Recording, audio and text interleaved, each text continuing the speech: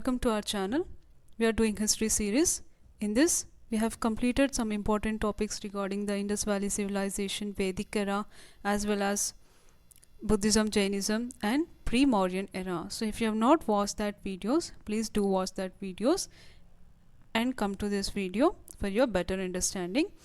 And in this video, we are discussing about Mauryan Empire. In previous video, we have discussed about pre-Mauryan era, and we have completed, we have seen in detail about all the 16 Mahajanapadas, its capitals, and we have discussed about Aryanka dynasty, Shishunaga dynasty, and Nanda dynasty and its rulers, about briefly about their rulers and all. And lastly, we have discussed that the Nanda's dynasty last ruler is Dhanananda was replaced or overthrown by the Chandragupta Maurya with his master, with the help of his master Kautilya. So till that we have seen in the first previous video. In this video we are discussing about the Mauryan Empire. So before discussing about Mauryan Empire, let's see the sources of Mauryan era. So where we get the information. So basically based on the sources, they are classified as the two types. One is literacy sources and another one is archaeological evidences. So we are with the two evidences like literacy evidences and archaeological evidences. In literacy evidences, we can see in the mainly about Megasthenes Indica and Kautilya's Arthashastra, Vishaka Datta's Mudra Rakshak and Mudra Rakshak, Dharma Sastras, Puranas and Buddhist text Deepa Vamsha. Through all these literacy writings, we have the information regarding pre-Mauryan era. Remember, I'm repeating again for you. Megasthenes Indica, Kautilya's Arthashastra, Vishaka Datta's Mudra Rakshak, Dharma Sastras, Puranas and Buddhist text known as Deepa Vamsha. Through all these literacy writings, we have the information regarding pre-Mauryan era. Next is archaeological evidences. Next is archaeological evidences. In this, punched marked coins were famous. Punched mark coins, north block polished ware and some Ashokan inscriptions and wooden palaces of Chandragupta Maurya in Pataliputra. So these have the archaeological evidences which gives the information regarding pre-Mauryan era.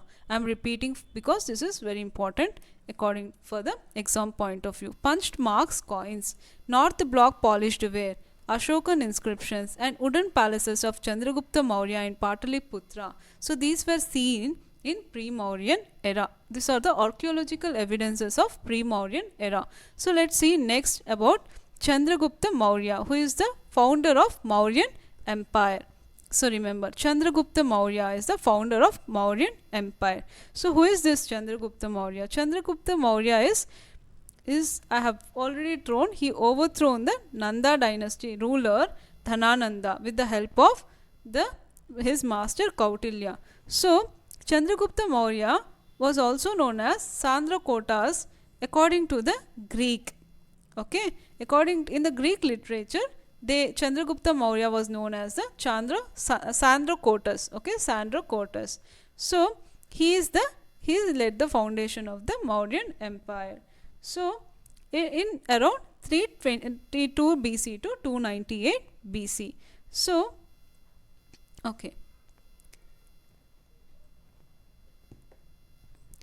he conquered region between Bias and Bay of Bengal. Chandragupta launched expeditions throughout the country. So he launched expeditions throughout the country, and hence he got the credit of first unification of North India goes to Chandragupta Maurya. So basically he launched so many expeditions throughout the countries and included territories like Andhra, Karnataka, Gujarat, central regions to Mauryan Empire. So they included all such territories into his Mauryan Empire. Hence he got the credit of first unification of North India goes to Chandragupta Maurya. So he defeated Seleucus Nicator after Alexander. So after Alexander, he defeated Seleucus Nicator.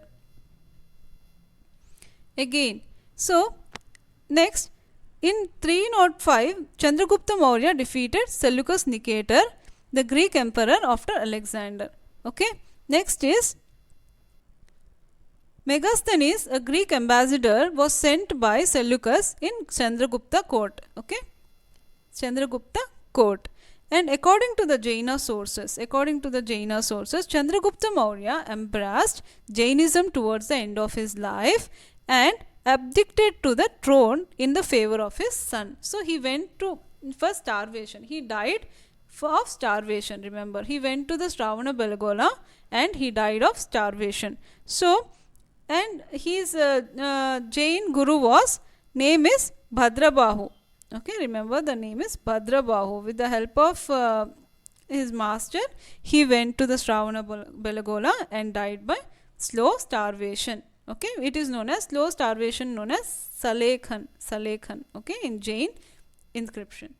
Okay, next his son came into the throne. His name is Bindusara. He ruled in 298 BC to 273 BC. And Bindusara is a son of Chandragupta Maurya and followed the Ajivika sect of Jaina. So what kind of sect he follows is Ajivika sect. So there is a sects are there, Jaina sect. In that he follow Ajivika sect. Remember this. And he maintained good diplomatic relations, okay, with Antiochus I, who is a Seleucid king of Syria. Okay, he maintained very good relationships with the Antiochus I, Seleucid king of Syria. Okay, next, okay, Bindusara. Okay, next, Bindusara was he was succeeded, okay, by Ashoka, who is a son. Bindusara's son was Ashoka, so he is succeeded.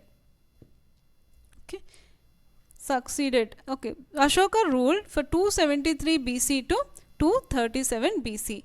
Ashoka came into the throne after 4 years struggle. So he wanted to struggle with his siblings for throne. And after lots of struggle, Ashoka came into the throne. And after coronation, means after came into the rule, Ashoka after 8 years after coming into the rule, he fought Kalinga war, which is, we can say, the life changing of Ashoka. So life turning, we can say, the Kalinga war in 261 BC. It's a very biggest, mightiest war. So many people, so many soldiers have killed, and the war remains. The Ashoka moved by untold miseries that remained the war and converted into Buddhism. So that changed. And in his other words, we can say that he shifted or he converted into Bheri Ghosha to Dharma Ghosha. So that is a very key point. Bheri Ghosha. Bheri means fights, conflicts. To Dharma means righteousness. So there is a conversion after war took place. And he propagated the Buddhism with the help of his master name, okay, Mogaliputta Tissa. He became Buddhist. At the same time, he propagated the Buddhism all over the world. So this is basically, he promoted and he sent missionaries for propagation of Buddhism to Sri Lanka, South India states and some Burma, etc. And he also sent some ambassadors for the peace to the Greek and Greece people, okay. And Ashoka, okay, under Ashoka, almost entire subcontinent came under single control, okay. But some South India, some South places, under Ashoka, almost entire subcontinent came under single control, okay. Okay, he covered entire India, but with some south places, except some south places. But mainly, his famous places or important places of Ashoka time is Takshashila, okay, Avanti Rashtra, which is in Ujjain, and Prachi, and Pataliputra, and Kalinga, which is Toshali, and Dakshinapadha, and Uttarapadha, and Suvarnagiri were the important provinces during the Ashokan time. I am repeating the names. Remember the Ashokan time, important provinces during the Ashokan time is Uttarapadha, which is in Takshashila, Avanti Sastra, Ujjain, Prachi, Pataliputra, which is in Pataliputra, Kalinga, which is in Toshali, Dakshinapada and Suvarnagiri were important provinces during the Ashokan time. So let's see the economical aspects or economical conditions during the Mauryan Empire. Okay, pre-Mauryan Empire we can see. So there is a vast use of iron tools. Iron tools were used during the time of Mauryan Empire. During the time of Mauryan Empire. Sorry. Okay, there exist a diversified agriculture practices. So there is an immense increase in the agricultural land and irrigation facilities, which contributes the growth of the Mauryan Empire. So Mauryan Empire was very good in all administration and economically, and it's very good socio-cultural, everything is, its growth was very good. So it is a vast empire. Okay, Mauryan Empire is a vast and mightiest empire. So how its growth took place is, there is a diversified agriculture practices and irrigation facilities were available, which helps in development of Mauryan Empire. And it is also seen that their existence of famine, okay, their existence of famines by reported in the Kautilya's Arthashastra and Jain test. Through these two books like Kautilya's Arthashastra and Jain test, we came to know that there is an existence or occurrence of famines also been reported. And Sahagora, okay, Sahagora copper plate inscription, Sahagora copper plate inscriptions, as well as Mahasthana inscriptions, that is Mahasthana inscriptions deals with the relief measures of famine. So it tells about what is the relief measures can be taken during the time of famine. Okay, remember the names Sahagara and Mahasthana inscriptions. Okay, next is normal taxation was 1/6 of produce. So whatever they produce, they have to give 1/6 of is their production to the as a taxation, 1/6 of their production. Okay, as a tax. And tolls were also levied on commodities which brought to the town for sale. They put the tolls on commodities. Okay, they put the tolls on commodities. Remember, tolls on commodities also. Okay, next, as we know, they have the punched mark coins, and there is a strict legal and penal system. So they follow the strict civil, criminal. Tax evaders were always abducted to death penalty also sometimes. So who is the tax evaders who will not give the taxes, they are abducted to death also sometimes. So there is very strict legal and civil and criminal system is there exist during the Mauryan Empire. So money was not used not only for trade.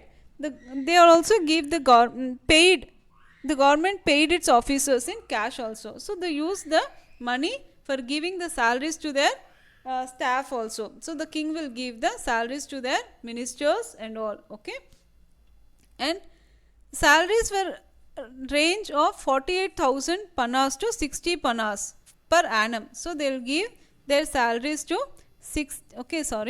they give their salary to $60. I mean to say 48,000 pannas, we'll say pannas, to 60,000 pannas per annum. They'll give the salaries to their, based on that. It's ranges, okay, to their ministers and staff and all, the king. And hired laborers were called karmakaras. Hired laborers were called karmakaras. Okay, hired laborers. Okay, and there were next we'll see that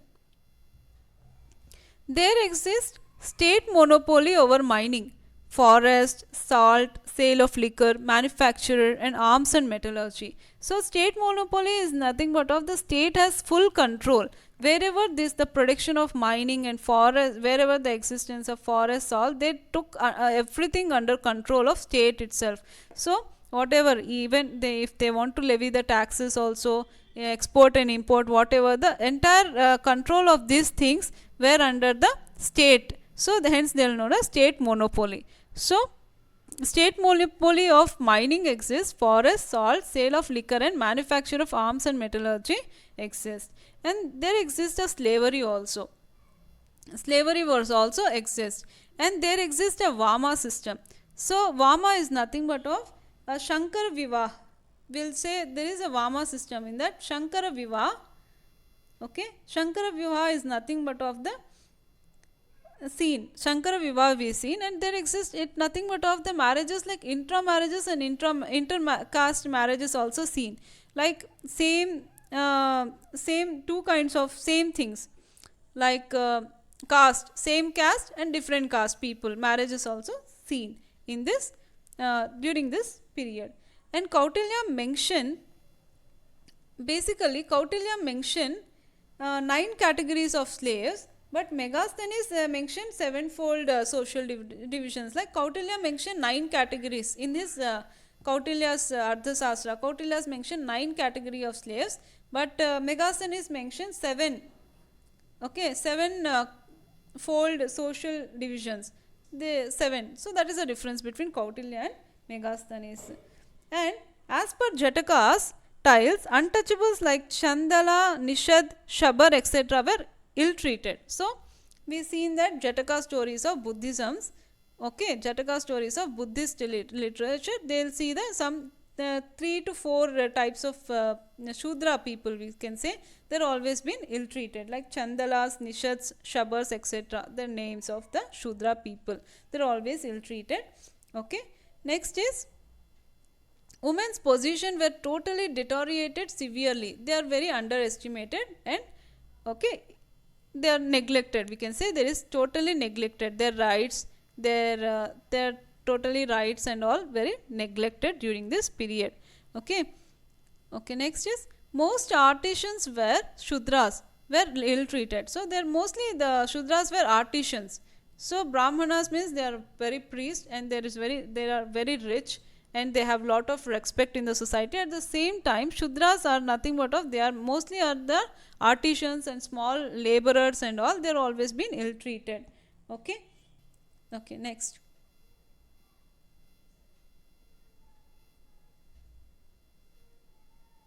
Next we will see about the pre-Mauryan. Next we will see the pre-Mauryan era. So sorry, post-Mauryan era. In previously we have discussed completely about economical, socio-cultural aspects all. Next is post-Mauryan era. It is lies in around 200 BC to 300 AD. So basically the post-Mauryan era, post-Mauryan period lies in 200 BC to 300 AD. This period witnessed number of rise and falls of smaller kingdoms, native dynasties like Shunga, okay, Shatavahanas, Kanva dynasties, and which rules, I mean to say that Shatavahanas ruled in Deccan region, Indo-Greeks and Bactrians, okay, foreigners like Indo-Greeks or Bactrians, Sakas, Parthians, okay, Parthians, Kushanas ruled in North India, okay. Next we will see the literacy sources. What is the literacy test of post-Mauryan empire? What are the literacy tests? Okay, test. The literacy test for sources are Puranas, Dharmasastras, Manusmriti, also known as Manava Dharma, composed by the famous sage Manu, and this is the first detailed law book available. This is the first detailed law book available. Okay, it's a legal law books, how to follow the rules and regulations and all. Next is Gargi Samhita. Next is Gargi Samhita. Gargi Samhita and Mahabhashya of Patanjali and the Buddhist Jatakas and Divyavadana, Mahavastu and Milinda Panha. These are the some literacy works which depicts or tells about the information about the post-Mauryan era. So this I am repeating again. This is very important for the exam point of view. One is Gargi Samhita, Mahabhashya of Patanjali and Buddhist Jatakas and Divyavadana and Mahavastu and Milinda Panha. And we also important literacy writings during the time of post-Mauryan era is Malvika Agnimitra of Kalidasa and Harsha Charitra of Banabhatta. These are also very important writings. And next is Periples of Erythraean Sea, written by the anonymous Greek seafarer. It's also a very good book. And also epigraphic records in Kharasti found in large numbers in Gandhara and Central Asia. These are all the literacy writings. Okay, sorry. Okay, okay. We have seen that. Okay, next is Shunga dynasty. Okay, next is Shunga dynasty, and we have seen the last is Ashoka. Okay, next is Shunga dynasty. Sorry, the Shunga dynasty, the Pushyamitra Shunga. Okay, Pushyamitra Shunga was the king of or the founder of the Shunga dynasty. He killed the Brihadratha. He is the last ruler of Magadha Empire. Okay, he killed Brihadratha. Okay.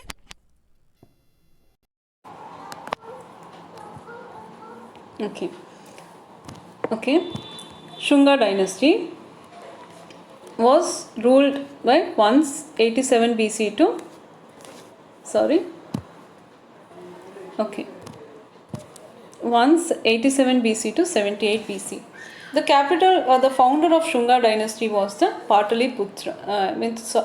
Pushyamitra. Sorry, Pushyamitra Shunga. Pushyamitra Shunga was assassinated the Brihadratha, who is the last king of Magadha Empire. Okay, he is the last ruler. He killed the Brihadratha and found the Shunga dynasty. And he ruled the kingdom by making the capital at Pataliputra as a capital and Vidisha as a second capital, two capitals. And then, and he defended the country and its culture against foreign invasions, and he erected Barhat Stupa. He erected the Barhat Stupa. Okay. Next is Pushyamitra was succeeded by Agnimitra, Pushyamitra's son. Okay. Next is Kalidasa Malvika Agnimitra. It's a very good, it's a play of a love story of Agnimitra and his land maiden Malvika. It's a love story of both. Okay. And he performed, the Pushyamitra performed Ashwamedha Yaga sacrifice for revival of Brahmanical order and patronized scholars like Patanjali's and Manu. Okay. So, Patanjali's and Manu. So, this Shunga dynasty, they used to follow the Brahmanism. Okay. Next is this Agnimitra was succeeded by the Vasumitra. Okay, his son Vasumitra. Okay, and the significant attempt at penetrating into India by Demetrius of Bactria was successfully countered by the Vasumitra. So, what is the importance of Vasumitra? Means he successfully countered or gave the counter to the Demetrius I of Bactria king. Okay, he stopped Demetrius I of Bactria king to come into India, invade India. After that, 7 more kings were succeeded the same dynasty, Shunga dynasty. But last ruler of Shunga dynasty was Devabhuti, and again he was killed by the Vasudeva. Okay, again he was killed by the last ruler of Shunga dynasty was Devabhuti. Again he was killed by the Vasudeva, and who established Kanva dynasty. Okay, and the Shunga dynasty people, the Shunga dynasty, the kingdom, they issued the gold and silver coins, and they promote for the Mathura school of art popularly. They use the Mathura school of art popularly. Okay, and Yavana Raja and Dhanadeva inscriptions mentions about Shungas. So mainly these two inscriptions mentions about Shungas. Okay, let's see the Kanva dynasty. Okay, and we know the Kanva dynasty founder was the Vasudeva, and he ruled with the capital same Vidisha and the Pataliputra only. Then the last Kanva king was Susarman, and he was killed by the Shatavahanas. Okay, Shatavahanas. Okay, next we will see the Chedi dynasties. Okay, next is Chedi dynasty. Okay, around 1st BC, Chedi kingdom was found in Kalingas. Okay, mostly the third king of Kalinga known as the Karavala. Okay, mostly the politics of this period known for the third Chedi king of Kalinga known as Karavala. So mainly about Karavala only there is the information is much more. And the Hathi Gumpha inscriptions of Udaygiri hills of Orissa describes the Shatavahanas and the Pandyas of Madurai. So these are the two inscriptions. Okay, and Karavala was the Jaina follower. Karavala was a Jain, but Shunga dynasty we have seen they follows the Brahmanism, but Karavala follows the Jain. And Chedi is referred as a Cheta or Chetavamsas and Megha Vahanas. So they are known as referred as a Cheta or Chetavamsas or Megha Vahanas. Let's see the Shatavahanas. These are the mightiest kingdom. They ruled, and the rulers were also very powerful rulers, and they ruled the very big kingdom. So they referred generally as the Andhra people and the Andhras in Puranas. And the founder of Shatavahanas were the Shrimukha. Okay, they are the founder of the Shatavahana dynasty, and they ruled with two capitals, Pratisthana and Amravati.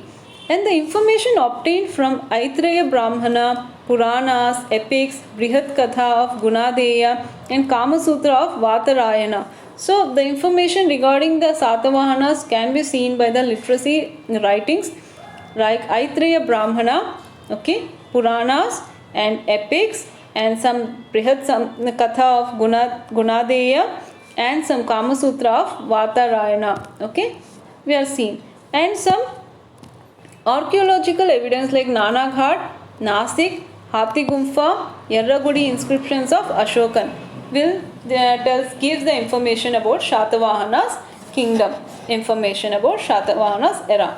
Next important king was in Shatavahana is famous important king, we can say. Famous king was Gautami Putra Shatakarni, and he defeated the Shakas and Parthians and Nahapanas. Okay, and after that, after Gautama Putra Shatakarni, there are some weak successors of Shatavahanas, and Rudradhaman took the advantage. Rudradhaman took the advantage of weak successors later, and he defeated the weak successors and acquired the Gujarat, Malwa and Andhra regions from them, and he used to rule. Later, Yajnaksut Alakarni came into the throne, and he again conquered from the Rudradhaman like Gujarat, Malwa and Andhra region. Later this Vakataka dynasty succeeded Alakarni. Vakataka dynasty ruler killed the Alakarni and succeeded this Vakataka dynasty. This is about Shatavahanas. Okay, rulers. Let's see the administration during the Shatavahanas time. Rulers. The kings donated lands in the favor of Brahmins and administrative officers. So they used to donate liberally to the Brahmins and the administrative officers. There exist of Amatyas and Mahamatras as a district officers. So Amatras are the ministers, Mahamatras are district officers. And the kings as well as the people follows the Dharma Sastras. There is whatever the existence in the Dharma Sastras, they follows that rules and regulations. And let's see the art and architecture during the Satavahanas. And the Shatavahanas promote development of Ajanta, Nasik, Kalva Bhaja, okay, and this is Kalva Bhaja, this is, okay, this is, sorry, wait 2 minutes.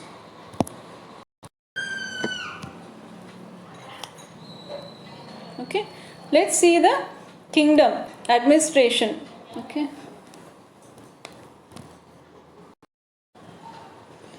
Okay, they used to be there. Nagarjunakonda and Amravati were the two important centers of trade. Okay, Nagarjunakonda and Amravati. Okay, they are the two important centers of during the Shatavahanas time. And some art stupas were constructed by the white marble is reported as the first time of usage of this white marbles in Shatavahanas time only. Okay. Next is, they contributed the development of Ajanta school of painting. Okay, they contributed development of Ajanta school of painting, which is known for its beautiful color, combinations, drawings, expressions, and emotions and spirituality. So they contributed the Ajanta school of painting. And let's see the economy. They use the multi metal coins like silver they use, and the gold they use, and copper, lead, etc. Okay, and they were the first native rulers who issue the own coins with their portraits of rulers. So they were the first native rulers to issue their own coins. They have their own portraits on their own coins. They have their own coins. And the paddy transplantation and the cotton production and the exploitation of iron ores were commonly practiced. So they used to practice these. Let's see the society and religion. Society and religion. Shatavahanas revived Brahmanism. Being matrilineal, most kings were named after mother Gautami Putra Shatakarni, like Vasishtha Putra Shatakarni and Yashnasri Shatakarni, like that. So they keep their mother and give utmost respect to the women during the time of Shatavahanas, by which we can see this is the best example that they keep their mother names in front of their names. Okay. Next is, and they flourishing of Mahayana Buddhism, as well as they worship also the Krishna Vasudeva also. They worship the Vasudeva, Lord Krishna and Vasudeva also. At the same time, they flourish the Mahayana Buddhism also. Okay.